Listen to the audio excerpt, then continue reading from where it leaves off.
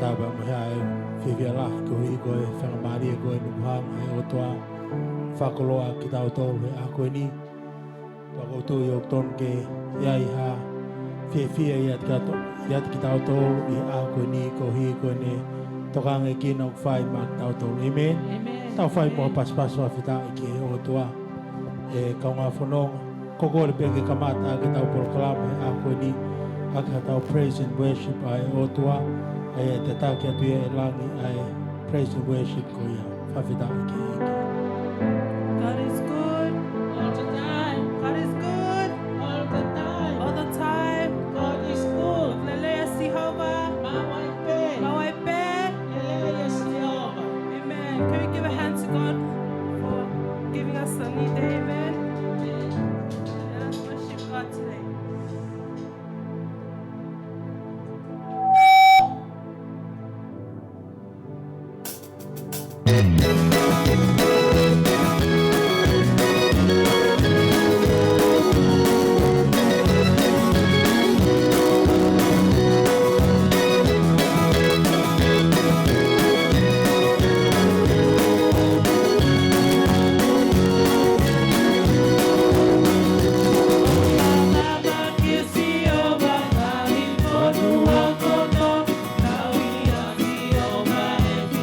Via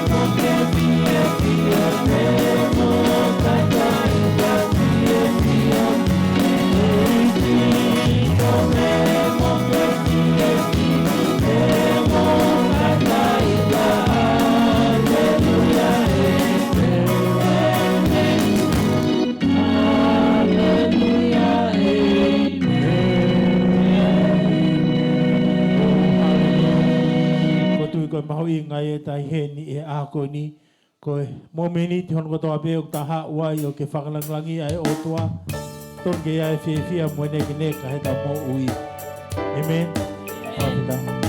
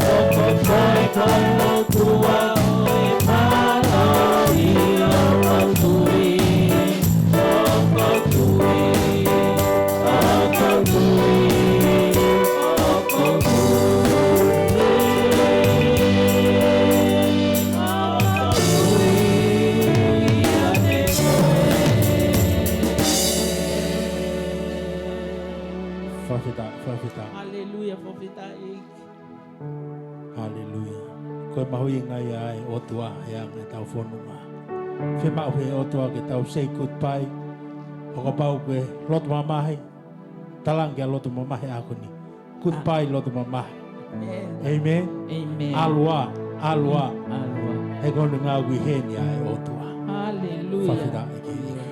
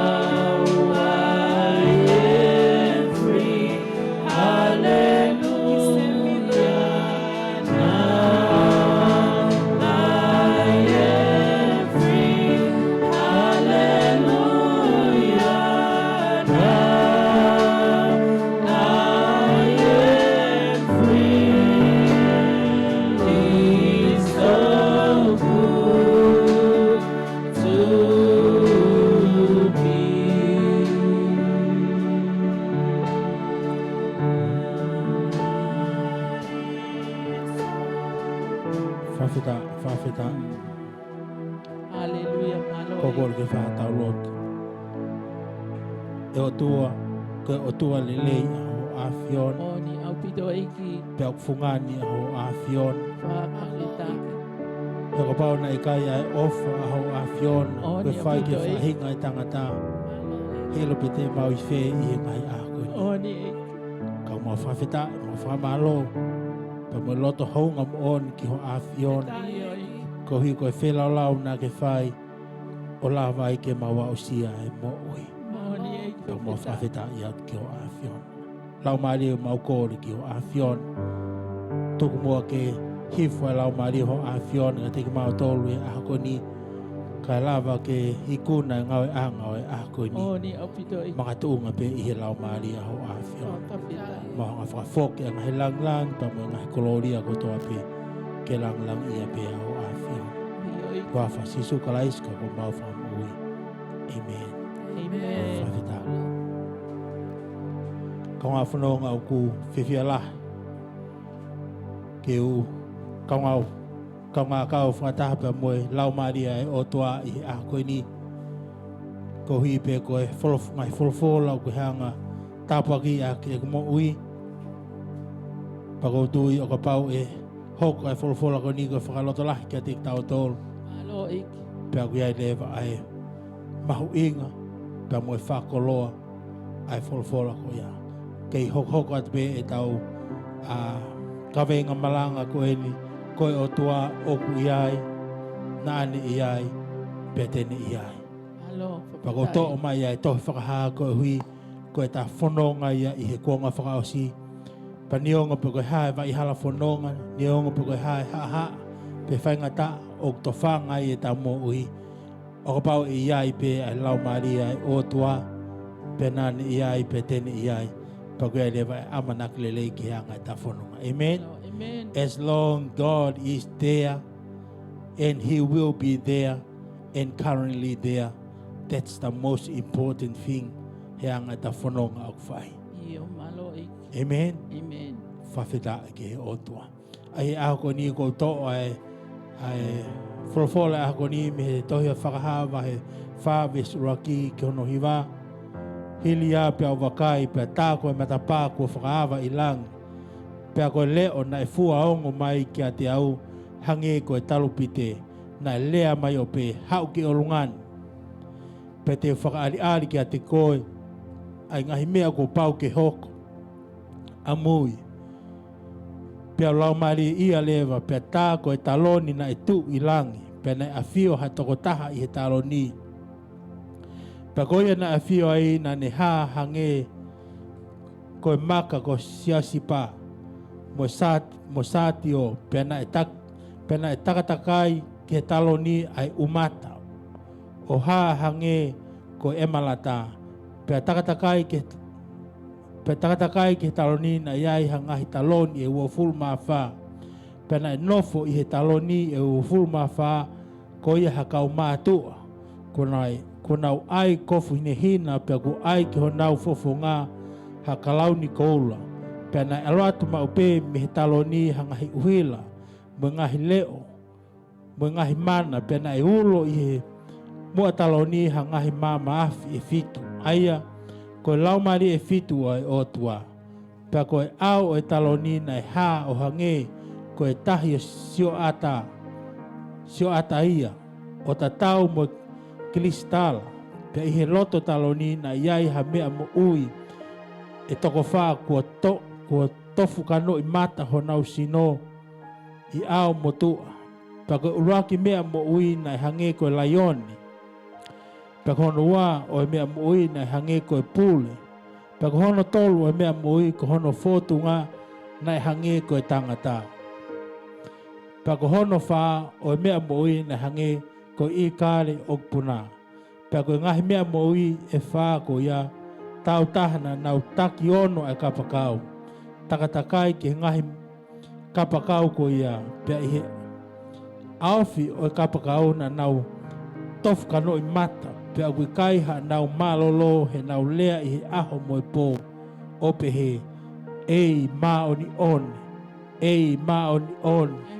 ei maoni oni ai afiona ko otua ko eki ao niu ai afiona na iai pia ku iai pia ku ha pe o ka fai e ngahi mea mo ui e nau tuku koloria mo whakapa mo whakawheta i kia te ia o afio i he talo ni a ene afio o mo ui o lau ki wonga pia ta e ngata pa toki mape e ki lalo ai mātua e toko ua fulu mawha i he ao o ia o ne afio i he o ne afio he talo o ne afio i he talo ni pia nau whai e nau hu kia te ia o mo ui o lau i kuonga pia ta e ngata pia nau laku ho nau ngahi kalau ni ke he ao e talo ni he nau pehe tau pe koe ai afio na ko mau o tua ke lau ki ai ai koloria mo e whakaapa mo e mawhai he koko ia na ki ngauhi ai mea kotoa pehe pena nau iai pena ngauhi ki nau tolu kouhi pe kofina ngalohia whawhita i ki he otua Amen. kotu i o mo kei mana tu i pe ke hanga e whaifononga mai e tau ngahi malanga o whakafou a ngahi mea kotoa pe i he tohi Fakaha. Kai whamanatu mai he otua o kui kai ke aha aonga e tohi Fakaha ke ati ki tau tolu. O ka pau he kai ke tau whaal lau mo whakawhanongo ki he tohi Fakaha. Amen. Amen. Pe o ka pau he kai ke tau whakalau loto ai tohi Fakaha. Ka koe whonga koe na e mau iai e sione ai tohi Fakaha pe koe Revelation. Pe me he otua ko pau ke whonu mahua hua ai lau maria ai otua ia sione. Amen. Amen. Pa koe whaamu ai otua e kaunga whanonga i he ngahi ahako ni ke ta whonu mahua hua i he lau maria ai otua he koe whonga pe ia te ta receive ai ngahi Revelation ai otua ke ati ki tau tolu i he ngahi ahako ni. Oni a pito iki. Hoko tui mo o se mahino i pe koe Folofola i hene tu i a te ia koe logos pe koe Folofola atata pe ai otua. Malo iki. Kau ki kai ke mo ui ai Folofola ko ia ka olewa ko ha. Whonu lau marie ia e te mo ui. Oni. Pe liliu lewa ai Folofola ko ia koe Revelation. Aia koe ngahi Revelation ko ia koe ngahi Folofola ia o tau tonu ki loto ke te mo ui. Amen. Profeta iki. Amen. Whawheta. Ka koe whakatau mua. Ai hanga he otoa o mai ngahi Revelation ko ia kia ki tau tolu. Ko hui ke ha. Ka lava ke tau tutu ia tu ke tau au si ai whikawhitu. Amen. Profeta iki. Pa koe whakaamu ia ai otoa kia ki tau tolu e kau ngā whanonga. Koe whikawhitu, koe whika hau ia. Pe koe completeness ia ai otoa. Amen. Ke whahinga ai tangata. Glory Lord. Pa ko mea o whia mau he o toa hasiasi o ku complete ai whikawhitu he ko siasi pe ia tene mau hake. Amen. Amen. Profeta Oha iki. o ta ane pa moe alo o toa. Hallelujah. Pa ko tui koe Profeta. whakaamu, pa koe au ngai ai ngahi Revelation ai o toa ke te moui. O i kai ke ngata pe i he tohi Fakaha. Ka koe taimi ko te maunga nofo ai ke Folofola ai o toa o ku lau maria ia te moui. Amen. Pa ko te au sia lewa ai ngahi Revelation ai o toa. Hallelujah. Oh, hallelujah. Kane lava ke le mau hasiasi o hao i kai ke ngā wheu, Oni i kai ke api. mere, ko hui, ko ngahi mea o mai, o ne omi bia me he otua, ko ngahi moana loloto pe ko ngahi Revelation ko toa pe ai otua. Oni api. Ko tui ko mana tui hake ai fui lea a sisu ke a pita. He kai te ke tautai koe i he mamaha. Ia Te ta mo. alu tawa ia ke he moana loloto o whai ai ho tautai. Amen. Pako tui koe hinga taha ai eiki, koe taimi au te au si ai Revelation ai eiki. Hallelujah. Ko Profeta. te tautai a ki taia i he moana loloto. Pako tui koe ngahi hika le lei taha o mau i whi. Mamaha, Ikai. mau i he loloto Loloto. whawhita. Amen. Tani ne ke, iai haka o tautai au nau manako pe nau tau ke nau o tautai mai mi he loloto. Heku nau ilo e nau tolu ia, koe hika le lei taha e mau i he loloto. Amen. Oni. Ta whawhita koe kau haapai pe au ki heni. O nau ilo e nau tolu e anga tautai.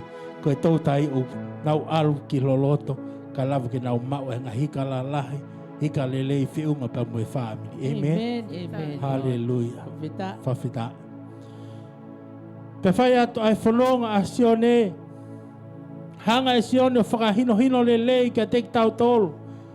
Ai whonga koe na ne mau ai revelation i, na e pau ke ne hanga tuku hifo e ne mo'i ki lalo, kai aluhake ai e kia. Amen. Amen. Paneongo pa koe wheitu na e mau ai e sione, ai tohi revelation ko ni na e mau ia i loto pirisone.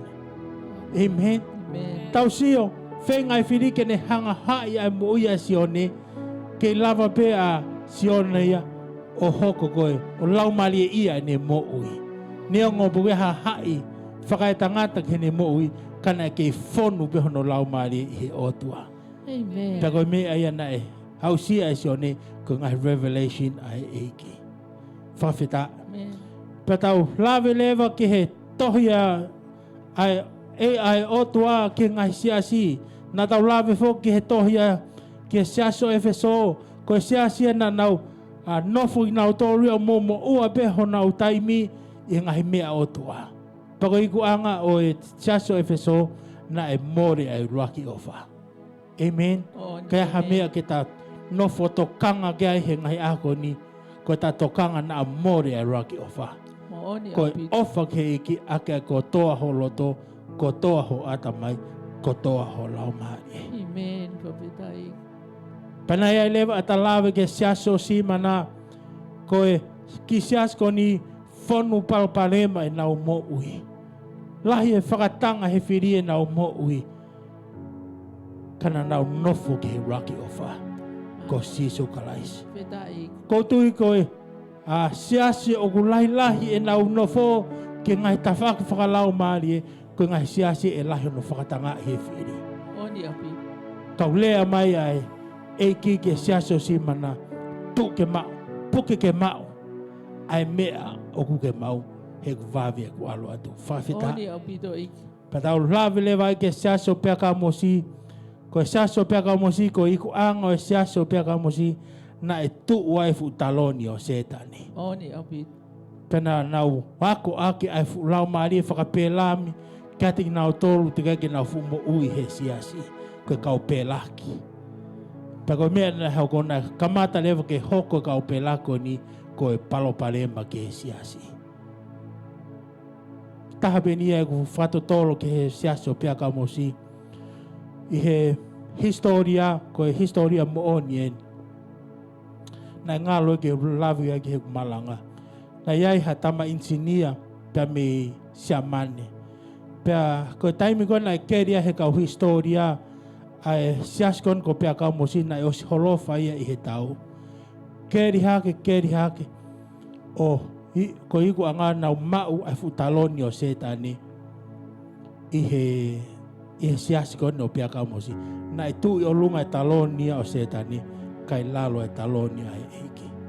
Tau sio e kaunga funonga, mea mahino i he talanoa ko ni, na kai ke whakatomala pia ka mosi.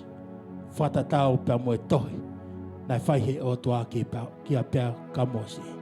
Pako e whakakau lewa e tama insinia ko ni, ke ne hanga whakatau e futaloni ko ni o setani, ko ne whakaofofa ia e futaloni ko ni, o ne ave ia ki sia mani.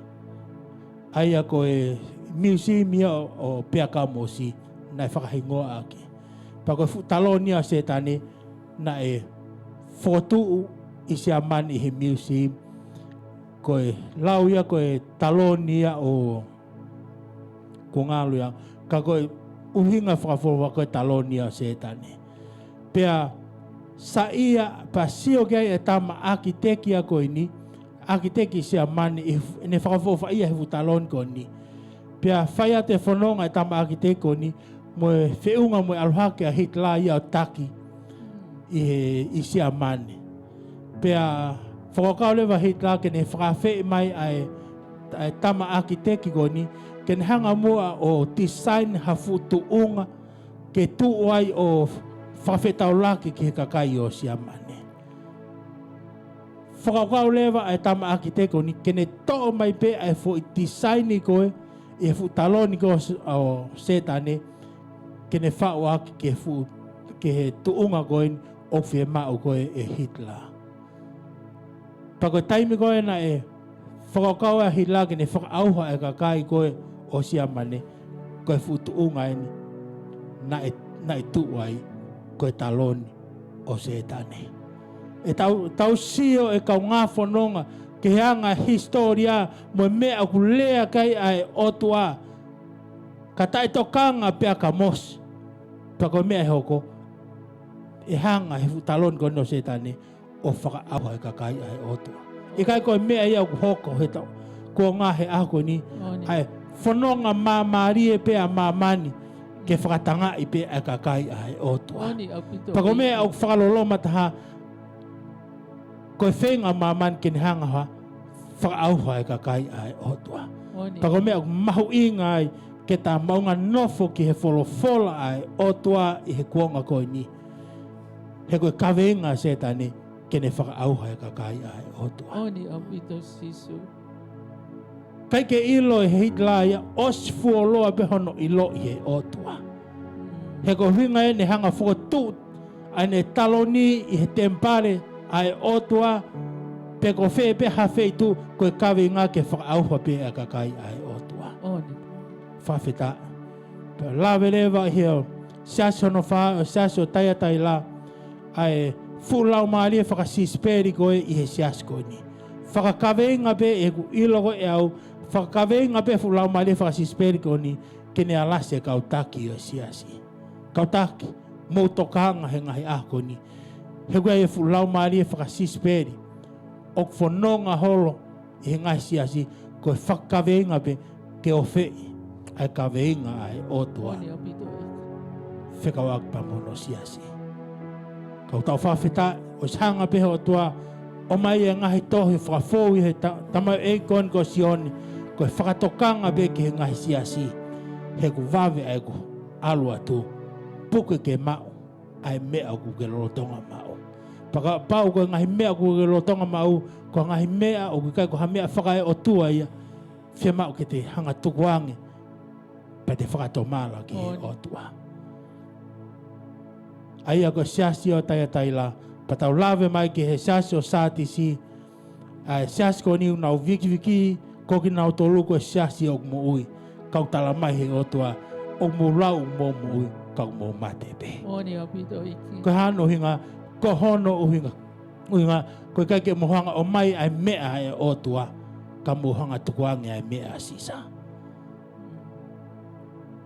Pe he kai ke mohanga tukuange ai mea sisa ke a sisa ka mai ai mea e otua ki he otua tala mai he otua o mo lau e ki mo tolu mo ui ka ko whahatu ia o mo mate pe ki mo otua.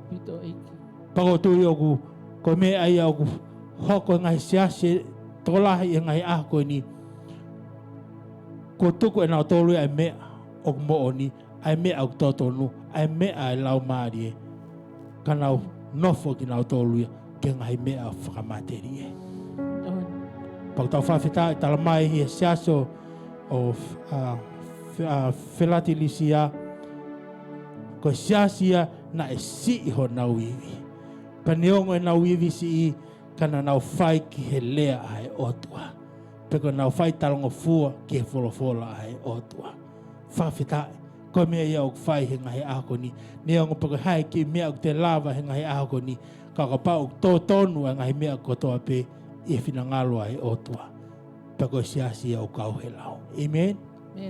Peko tau whakaosi lewa ke siasi o leoti sia. Siasi o nau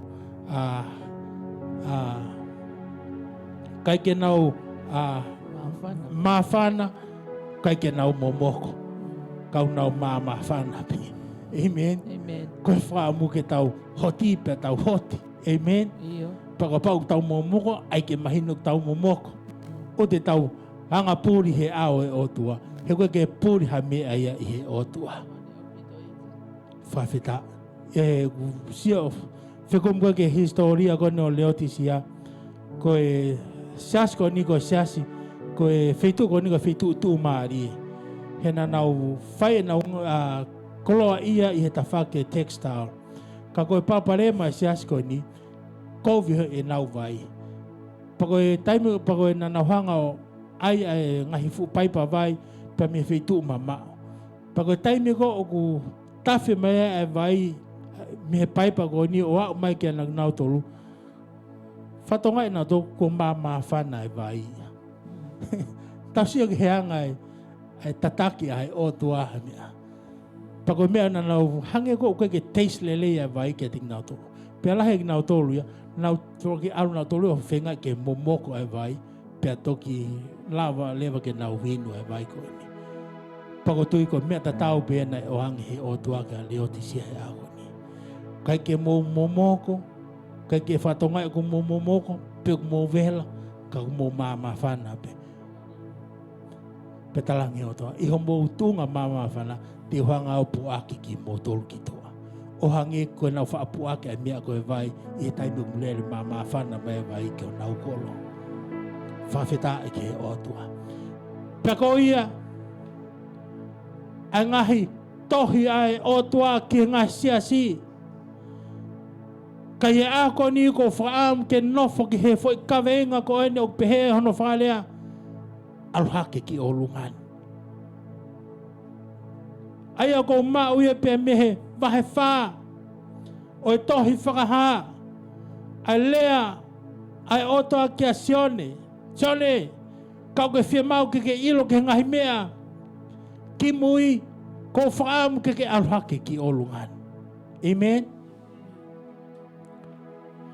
Hiri ono Fakaha he o toa ki a sione. Ai ngahi tohi ki e siasi. Na ililiu a ngahi mea ne sio ki a sione. Ikai ke toi sio a sione ki ngahi mea. Lolo tonga. Kakoe whaama e o toa ki a sione. Kene aluhake ki Olunga. Kane sio ia ki ngahi mea e hoko ato. Ai au hange koe. Koe mau hake inia a lau maria o sione he o tua. Pa koe whakaamu ai o tua. Na tau sio ke heanga. Ai whaiwhanonga mai ai toi Fakaha. Hanga he o tua Fakaha ki a sione. Ai ngahi mea o glorotonga hoko he ngai siasi. Pa koe ngahi mea o kuo osi hoko he siasi.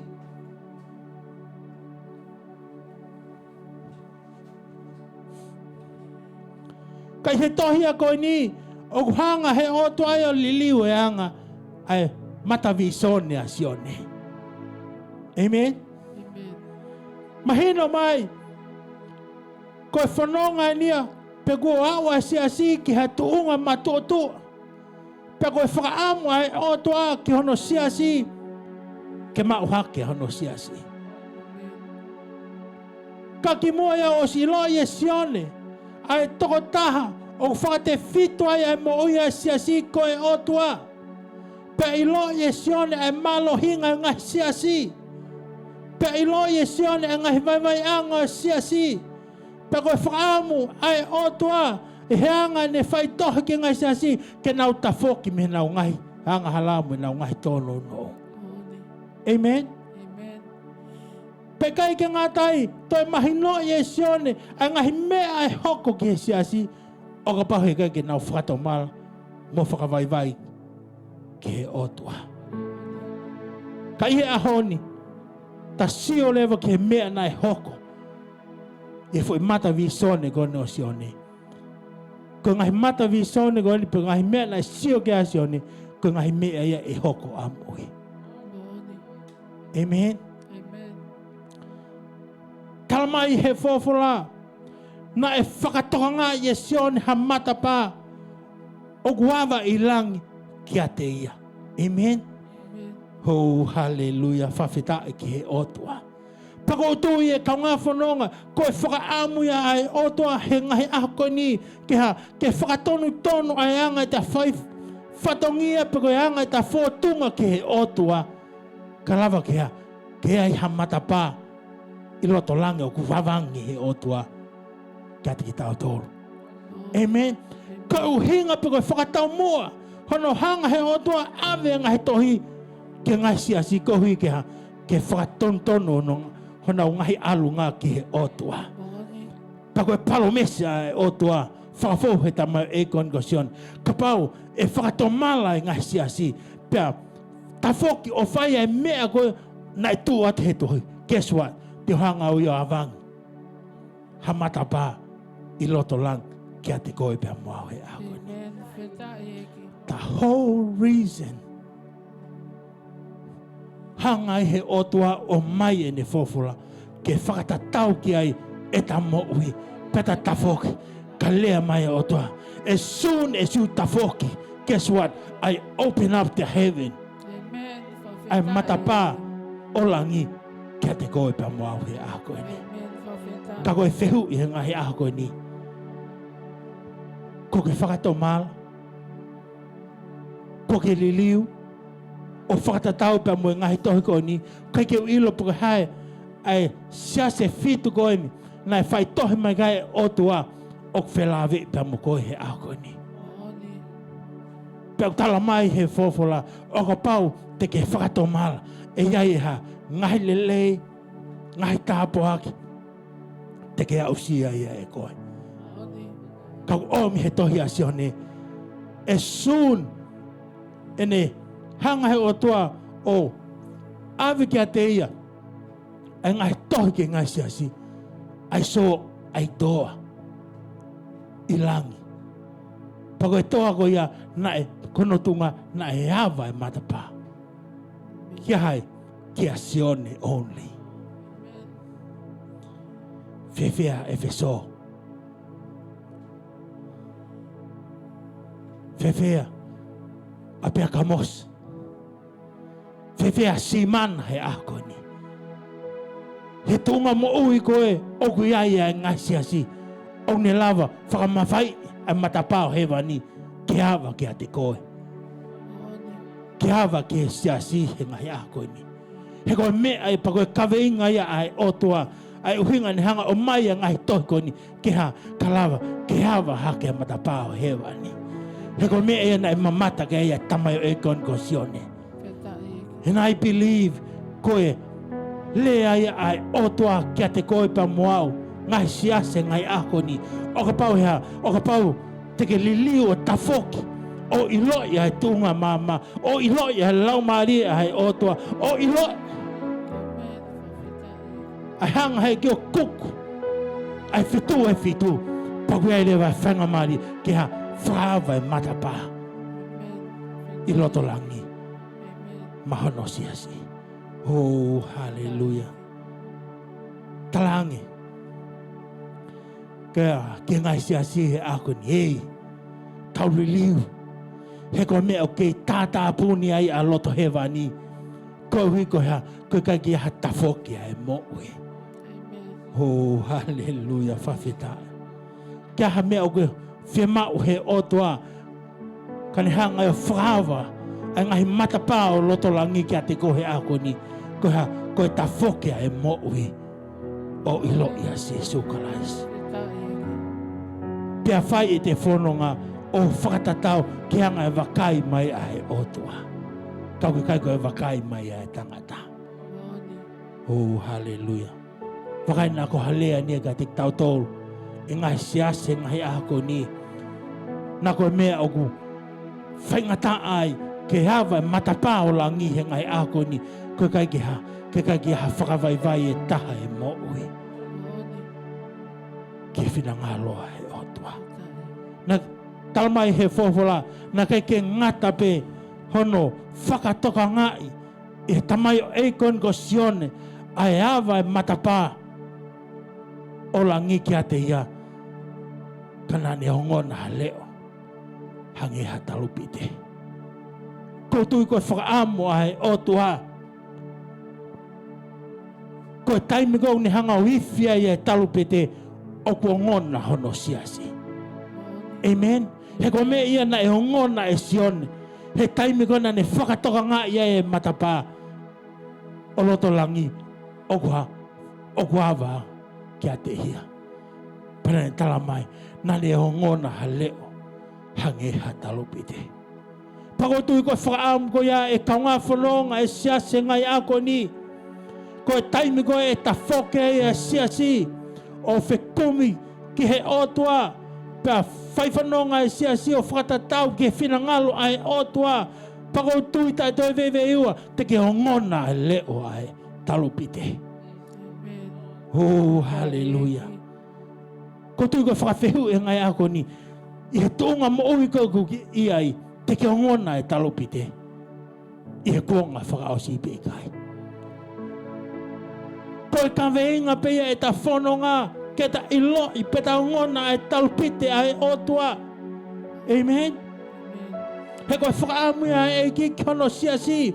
Ko tui ko hinga e ne hanga mori hono taimi hene tohi atu ke ngai siasi fit koe ni ko hui ke ha ke whakatonu e anga e nau whanonga. Whakatonu e anga e nau moui. Ko ngā koe ha kalawa ke nau o ngona ai leo e talupite. Opa heke ke o ngona e leo e talupite. Koe whaui pe ia o. He koe sanga pehe o tua whai ne ngai tohu. Ke ngai siase fitu koe ni. He koe Kaveinga e o tua. Ke accomplish he siase fitu koe ni. Aiha. Ai lau maari e fitu hai o tua. Amen. Ho whawhetai. Talangi he tō tahata whaki. Ei, whika fitu ki hai. Whika fitu ki ai. Amen. Te hau sia e whika fitu he ako ni pe kai. He koe whakaamuia e o tua. Ke taha, o te tātou mō ua ki tau, hatoi mea ke he ako ni. Tutui atu pe, whekumi atu pe, ke tau sia e completeness. Pe koe holiness ai o tua. Wow. Whakawhetai. Kohi e poretake he ako ni. Ke tau sia pe tau ngona ai talupite ai otua. Ke tau sia ai whakahawa matapa ai otua. Ka te koe pe amuhau. Pe ta iloi mō ngona ai leo e talupite ai otua. Wow. Ko me ai ana experience e sion he ngai ako ni. Na kai ke ngata pe ai. Wow, whawhetai ki he otua. Talamai e sion. Kai ke ngata pe hene o ngona ai leo e talupite. Ka iai e fu lea na e whaiang kia te ia. Sone, hau ki olungani. Amen. Na kai ko lea ai o toa ka sione. Sione, aluhi foi pe ki lalo. Pe koe, alu ke tawhaki koe. Pe te ke alu ke tawhaki to he mā. Pe te ke alu ke he whetu koe. Whemau he o toa. Sione, if you want to know I new things from me, ko pau ki ha, aluhaki ki olunga. Amen. Talamai he Folofola Fakaha pa mo tama e kon ko Moses. Ko taimi ko na aluhake ai a Moses ki Olunga ki he funga mo nga o fiohe ai pa mo o tua. Talamai na ha. Oh, hallelujah. Na e tapatapaki ai fofonga o Moses e. Pago tu e kaunga fononga o ka pau ke mau ke tapatapaki. Ho fono ho fofonga he ngai agoni ko pau ke ha aluhake he o. Talang he ki hene kawako o rewa ho mo alu ki mamani mo alaki mo tolu ki fe maulalo whawheta loki olunga. Amen. Mahi noa e lau Folofola hoku hoa whawheta loki olunga. Pakotui ko whakaamuia e o tua. Don't stay down there, don't stay here in the valley. Get out. Go up. He ko Kaveinga ka aluhaki o lunga ka ha whaha e au ihanga him mea fo o ki ho mohi moe moe kilo e taimi ko tau maunga nofa ki he lau maari ai o tua. He brings up us high above. He kalamai he tohi koe aisea monu ia ki nao tolo o ha tatari ki he o tua. Whafo o hona o ngahi ngu paneu te nao puna ki o lunga hangeha i kare pe te nau lere i kai o ngosia. Pe te nau haere i kai vai vai. Whawheta. Ko e whakaamuia ai o tua. Don't stay down there. Spend your time. I he lau maari e ai o tua. Wow. Pe kai ke ngata pe i whanongo a sion ke fukalango ni. Come up. Hau ki Olunga. Kai talamai he Folofola pa te utoki hanga au ia o whakaari ki a te koe ai ngai mea e hoko hamoi. Ta wā whanonga. Ta sio ke he mau inga e ta maunga nofo ke he lau mahari ia hei otua. E ngahi mea ia. Keke i lo ia he mamani, ka i lo ia e kohi. Kohi ko maunga nofo ke he lau mahari ia hei otua. He ko mea ia he lau mahari ko ne hanga tatara ki ho mo ui. Ai ngahi mea uti ke hoko ia, toko pau ke hoko. He talamai he Folofola. Ogo iai, nane iai, pia tene iai, ko hae tene iai. Future? Pia ko hinga ia. Ai viviri atua e otua. Sas, mo ta foki. O mo whanonga i hala to tonu, ko tofa he otua mahano siasi. Kalawa kia, ke ilo ia ngahi mea he otua. He koe otua peo ne lava ilo ia ngahi mea oku iai, nane iai, pia tene iai. Pia ko hinga ia. Ai whanonga e toko lahi, i he tuunga e kui whakalau maari. Ko he koe kaki hanofo ke lau maari ai otua. He karamai, he Folofola he ako ni, koe taimi koe, na e o ngōna i e sione. E ngahi lea he otua. Karamai le he Folofola. Na e whonu lau maari ia. E lau maari o sione.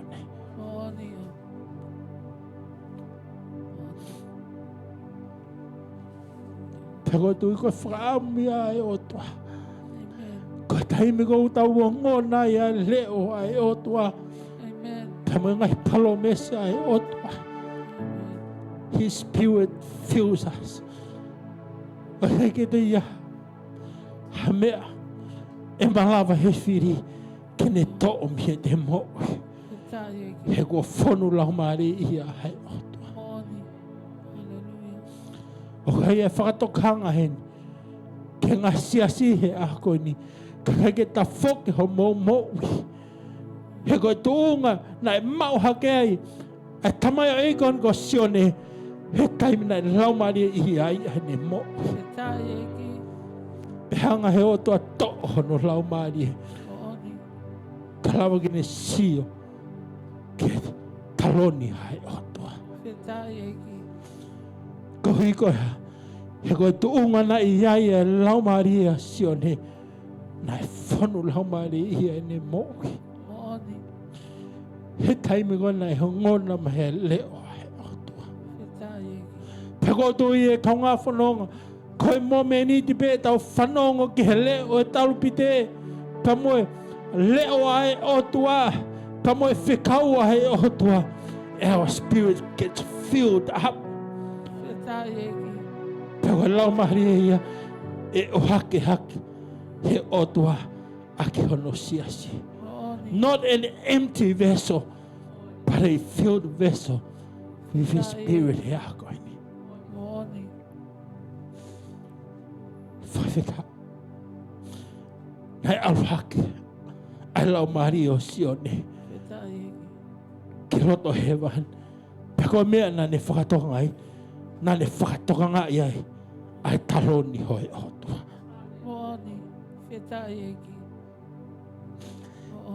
Ko whiu he ako ni. O kia te koe ai taloni ai otua.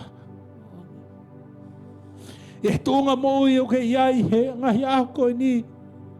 O kia te koe ai taloni ai otua. He ko me i o tokanga mai gai ai otua he ako ni. As long as my throne is in here, there is hope. O kai amanaki ki ho moui. Ko hinga ia e tau nofo ke lau maari ai otua. Ke tau hanga langa e taloni ai otua. He tau mo'i. He ko mea ia nai sio gai a sione. Every person here kupau kia ke e taloni. Ka koe whehui ai otua. Is it my throne? Pako ngai taloni ke he ia. O hangi ko pea ka mosi. Kai e taloni ai otua I loto he te mo'i. kohikeha ke a fio ai hai otua, then everything is useless. Ihe mea ko siasi. He ko mea nai tu ai a hitila o whakaauha e kakai ai otua ko ne tu he futaloni o setane. Pako tui ko mea ia mamani o whenga ke he ngai ako ni ke na honga langa e taloni o setane ka na honga whakaauha e kakai ai otua o hangi ko mea nai whai hitila ki hono kakai. Ko hiko e tai tokanga e kakai o siamane. Whainoa be nau langa tāgoe ko nau langa e nau tolu e taloni o setane. Whakatau mua be ke whakaauha e kakai ai otua. Pako me o ko whakatokanga ke he ngai ako ni nau tau hangata tolo langa e taloni o setane. Whakatau mua be he kuanga ko ni ke whakaauha e kakai ai otua. Wow. Tala mai e sione. My experience he ako ni. I was brought up ki loto hewan. Pako mea nau whatongai koe taloni ai otua. Pekai ke ngata tamai e sione. Na e a fio ai hatangata. I taloni koe ia. Taunga whanonga ko fie mau he ngahi ako ni. Ke a fio ai otua. I holoto he ako ni. Koe Kaveinga bea. Ai whaitohe mai ai otua ke no ngai siasi. Ke whakapapau i he ngai siasi. O ko a fio ai otua i he taloni koia. Kai ke a fio ai taloni ai otua he no taloni. Ai mea gok tonu ke iai e siasi. Kai aonga. Kai ke aonga ta. Saya homo tolo socialize. He koe e fie mau ia e otua ke foki ahono siasi ke whautaloni ai otua pe a fio ai otua. Hallelujah. Fewe he ngahi ako ni. O a fio ai otua hono taloni. Pe a fio ai whakasoto maa ia he taloni ai otua.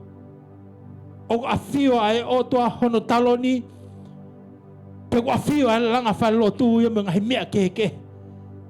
I hono siasi he ngahi ako ni. Talmai e sion he ako ni. Koe mea o ton ke matavi sone ke hea e kakai. O a fio ai otua he hono taloni. Wow. Patalamai he Folofola. Na ia e fu umata. Pe ko rainbow. E taloni hai otua.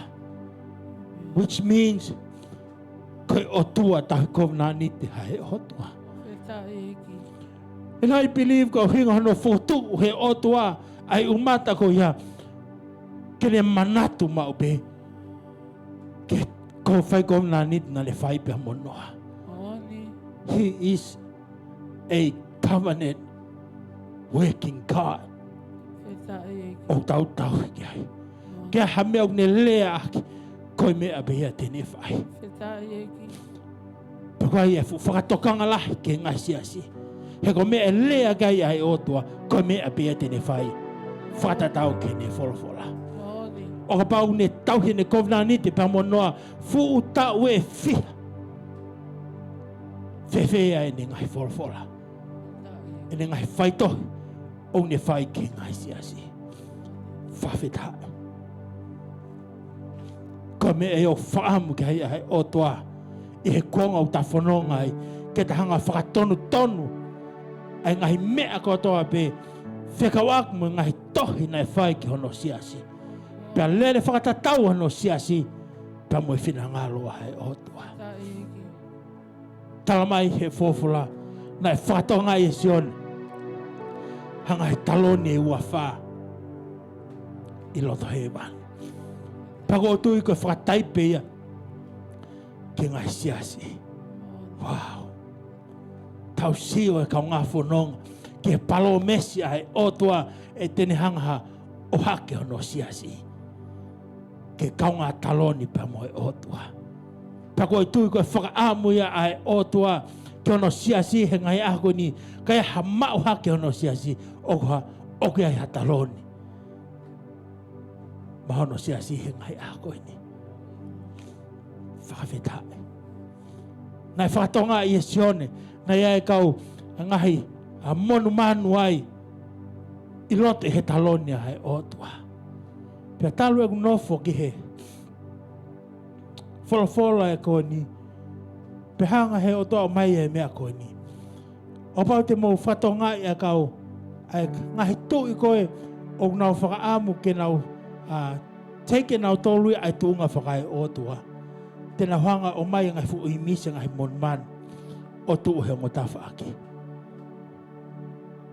pako ngai tu ia ko ia fa kai ke fa iku lele e nau mo ko iku tama te iki nau to be fa au hai o tua nga o stala mai he fofola he kai ke to ia hata kene ha fa o wa ia e o tua ka go tu ko hinga na hanga ai ngai fu i mis ko ia ngai tu e ni na hanga fu tu hanga fu i mis lion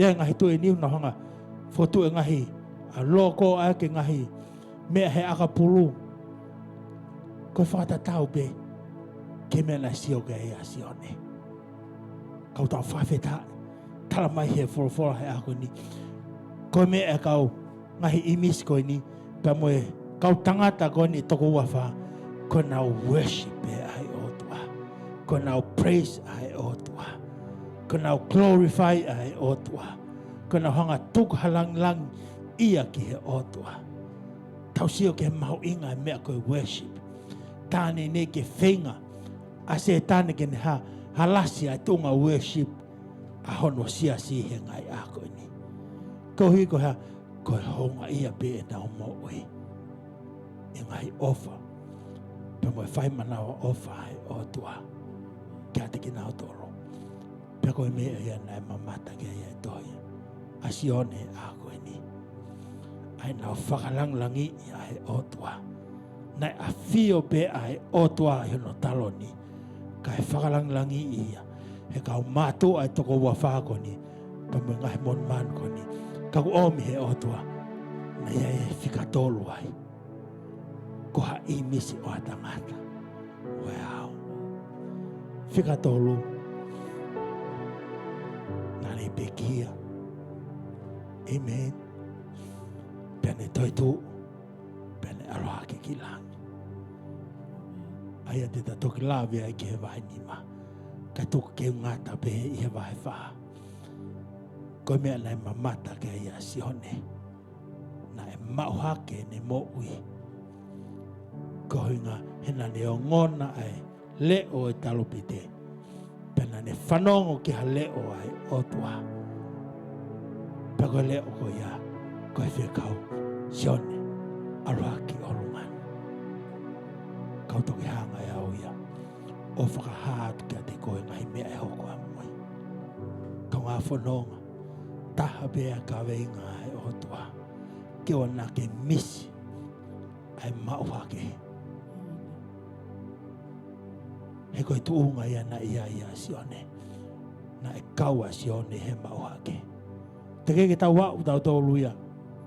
Ke ngahi hipu, ke ngahi sila, pe mo ngahi talupite. Koe ni au tau aloha ke tau tolu ia. Pako tui koe uhinga e taha e otua. I he taimi ko mau, ko tafoke ai ngahi sia si ke he otua. Pena wau sia ai divine purpose, me divine whakaamu ai otua. Pako tui koe mea hoko. Koe mea koe nei au sia e sione. Kau kai ke tau ilo. Koe tau mea apea ke tau tolu ko taua. Ma teu pe tau mo ui. Ke tau wa usia. Pe tau tafoki me ngai mea koe. Na uhinga ai ngai tohi e fitu ai otua. Ka lawa ke tau usia Fakaha. Fika fitu ai otua.